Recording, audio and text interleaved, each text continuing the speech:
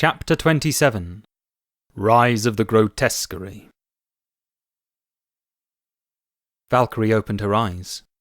Was that a scream? She sat up and looked out into the corridor. The lights were flickering. She heard running footsteps.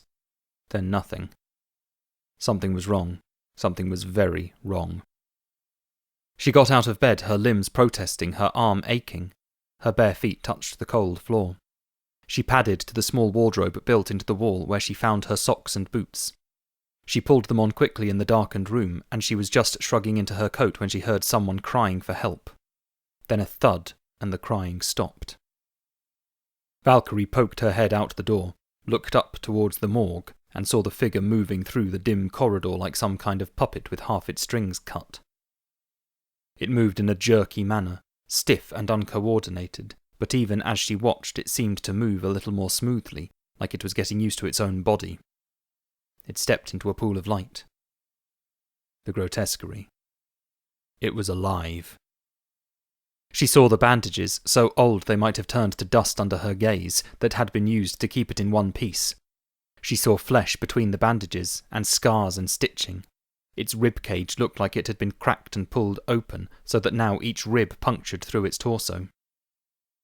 It had something that looked like a massive boil growing on the top of its left wrist, and on the underside there was a thick ridge of flesh. Its right arm was huge, the muscles curling impossibly around one another, all the way down to its massive hand. Its fingers were thick, each tipped with a talon. The bandages covered its face completely, not even a gap for the eyes. Here and there black blood had soaked through. Why was there no alarm? The Grotesquery was alive, but there was no alarm. Valkyrie stepped back, grabbed a chair and stood on it. She clicked her fingers, but nothing happened.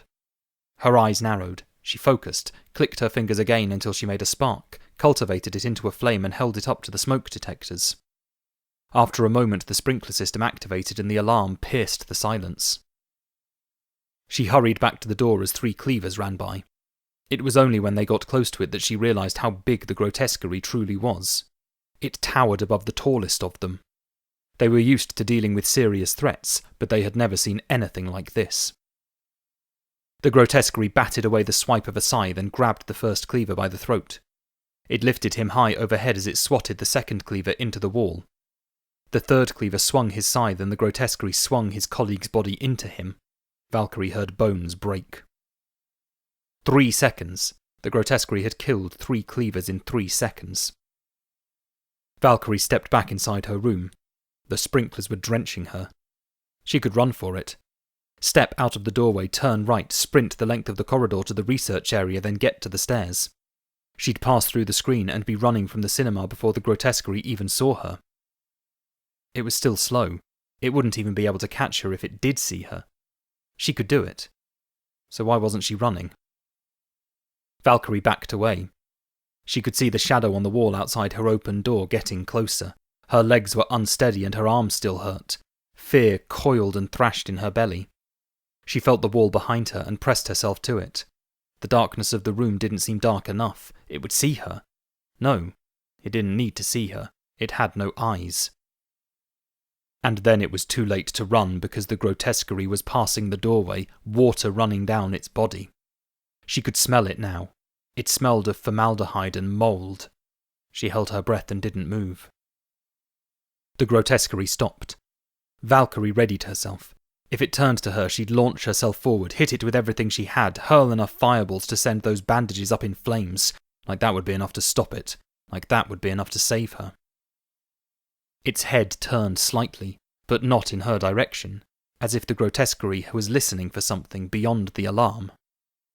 She suddenly thought of a radar that it could use to sense her, but a radar that had been unused for so long it wasn't as sharp as it could be. She felt her muscles weaken and a coldness swept into her mind. Terror was robbing her of her strength. The thought that she'd be unable to move seeped in, grew and festered. The things she had learned meant nothing. The skills, the powers, the magic. To the Grotesquery she'd be even more ineffectual than the cleavers it had just killed. Something less than a threat. Something less than an insect. But it moved. It took another step, and soon it was out of sight, moving on down the corridor. Valkyrie felt tears mix with the water that was running down her face. She blinked them back. She wasn't going to die. Not today. She pushed away from the wall, balanced herself on shaky legs. She waited a few moments, then made her way to the door, her feet splashing slightly as she moved. She got to the door and peeked out, and fingers closed around her throat. She was yanked out into the corridor, her feet off the ground, gagging and spitting and trying to breathe. The Grotesquery had its head raised, looking up at her with no eyes, examining her. Her hands were at its massive wrist, at those fingers, trying to pry them loose. Something less than an insect.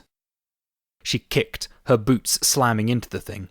She pelted her fists down on its forearm. It didn't make one bit of difference. Her heartbeat thundered in her ears. Darkness crept into her vision. She couldn't breathe. She needed to breathe. She was going to die.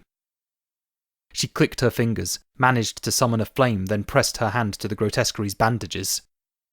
The bandages instantly caught fire, and then instantly snuffed out. No more tricks. She was done.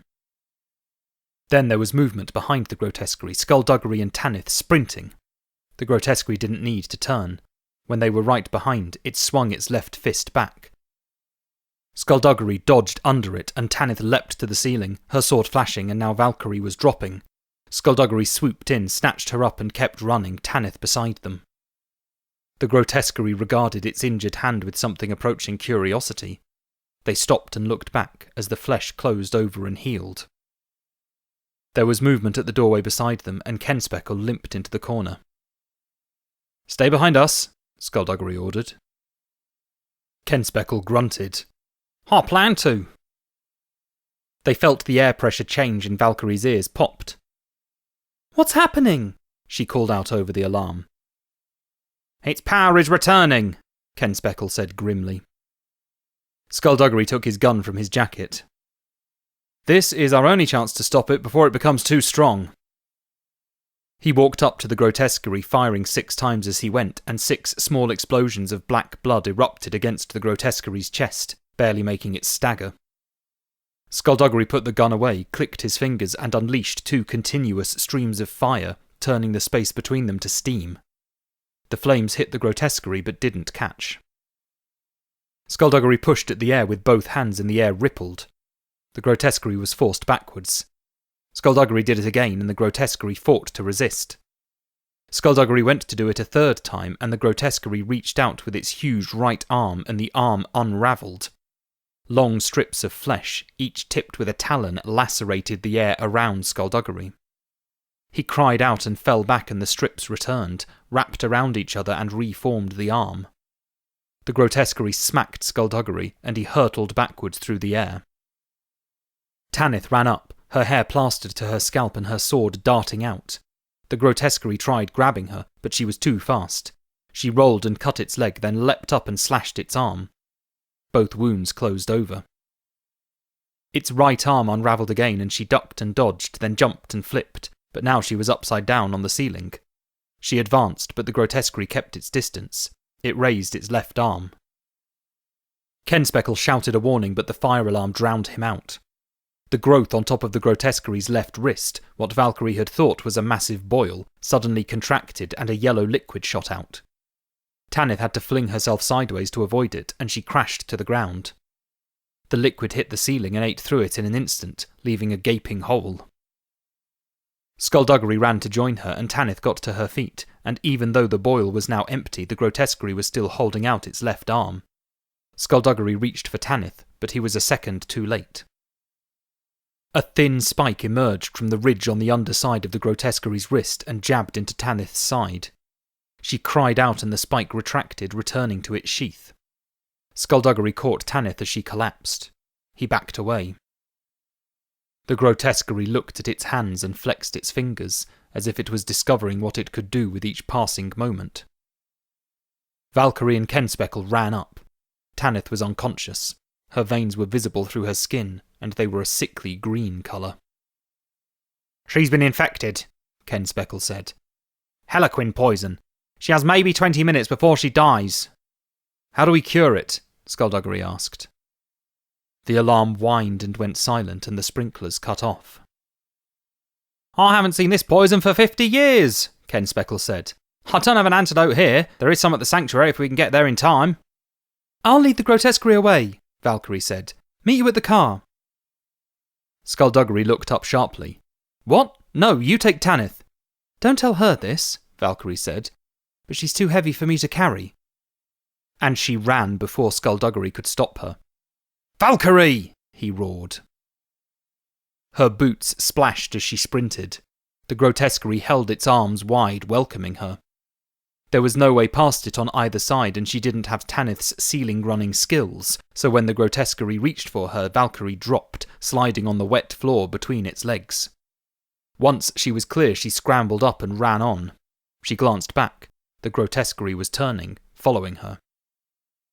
So that worked, Valkyrie thought to herself. Now what the hell am I going to do?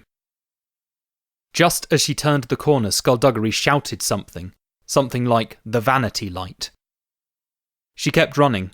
She passed the elevators, shut down because of the fire alert, and headed for the back stairs. The Grotesquery hadn't even reached the corner yet. She slowed, catching her breath, keeping her eyes on the corner. The vanity light. What had Skulduggery meant? The Grotesquery came round the corner. The back stairs, the ones that joined up with the main stairs behind the screen, were right behind her, and she readied herself to sprint if the patchwork monstrosity came up with any more surprises. And then it disappeared, like it had been swallowed by the empty space around it. Valkyrie blinked. Another of its hybrid abilities, like the stinger and the acid and the unravelling arm. Teleportation. Skulduggery hadn't said the vanity light, he had said the vanishing night. The vanishing night had been one of Gordon's earliest bestsellers. It had dealt with a creature, a shibak, that could appear anywhere, commit a very messy and overly detailed murder, then vanish and reappear 100 kilometres away. She remembered Gordon now, the Gordon in the Echo Stone, telling her about the pieces of a shibak that Vengeance had grafted on. Valkyrie didn't even have to look around to know the Grotesquery was behind her. She tried to run, but her boot slipped on the wet ground, just as its right hand snatched at her. She fell sideways, glimpsed the Grotesquery's bandaged head, and tumbled down the stairs. She sprawled to a painful stop, grabbed the banister, and hauled herself to her feet. She was at the main stairs now, and she took them two at a time, going dangerously fast. She reached the ground and sprinted for the screen, passed through and leapt off the stage. She ran for the exit, crashed through the door, and the midday sunlight struck her like a fist. Valkyrie! Skulduggery shouted. The Bentley was ahead, engine running, and beyond it Baron Vengeance was striding through the lane towards them, followed by Sanguine and Dusk and his pack of infected. The Grotesquery stepped out of thin air with a soft whump. Valkyrie dodged it and ran as the Bentley started moving. She jumped for the open window and Kenspeckle grabbed her and dragged her in as Skulduggery floored it. Tanith was in the back seat, still unconscious, and when Valkyrie righted herself she looked back and saw Baron Vengeance approaching the Grotesquery. The Grotesquery turned its head, keeping its eyeless gaze fixed on the car. "Seatbelt," Skulduggery said.